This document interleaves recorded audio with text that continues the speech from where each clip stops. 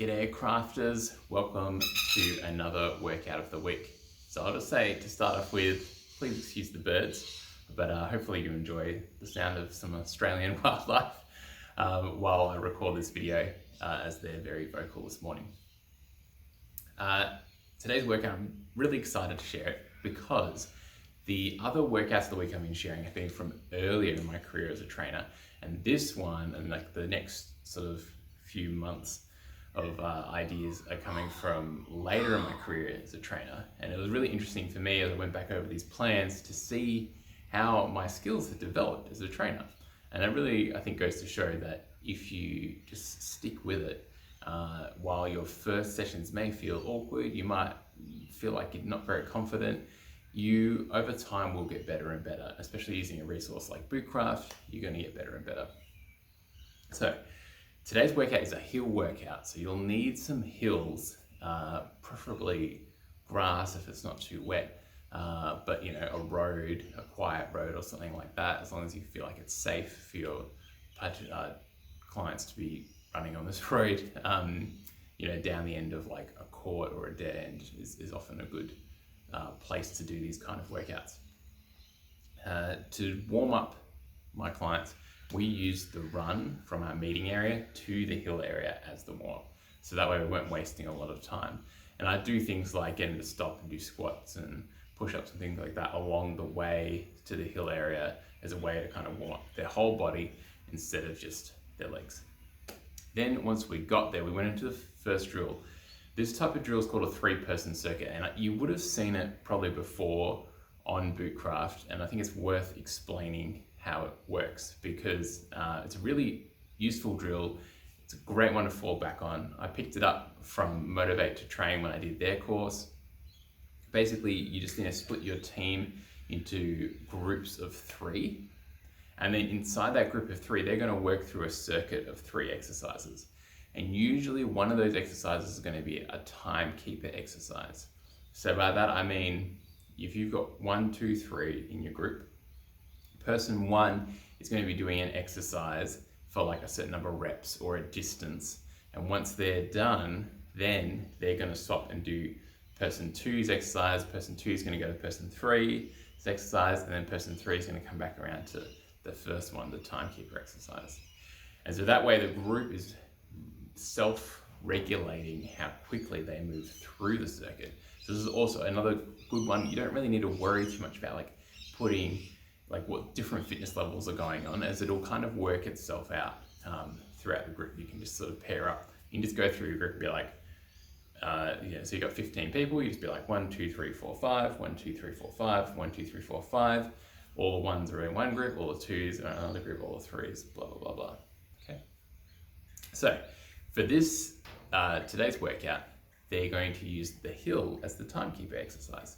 So one person from the group is going to do the hill exercise, then they'll come back down, and in the example of the first one, just remembering the exercise is something like once the other two members in the group will be at the base of the hill doing their exercises.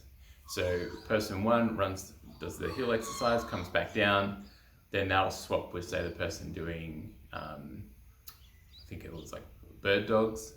And so then the person doing bird dogs is going to switch to dead bugs. And then the person doing dead bugs is going to go up the hill.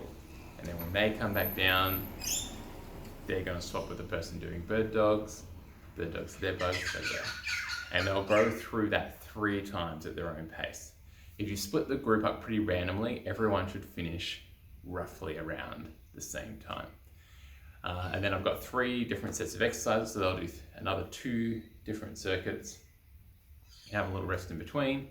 Then towards the end of the workout, you're going to do an EMOM, and this is like quite a challenging EMOM. It's got burpees in there. I didn't like to just use burpees in every workout.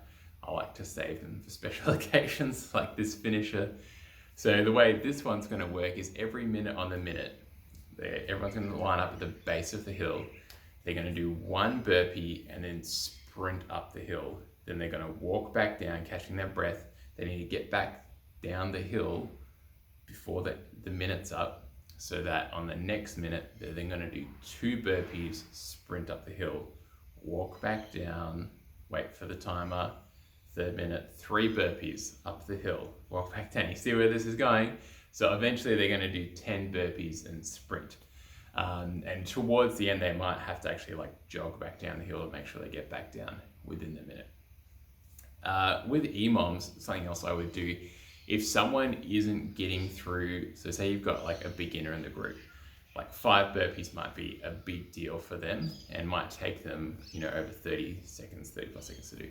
If someone isn't getting through all of the work during the minute, I would sort of reset them.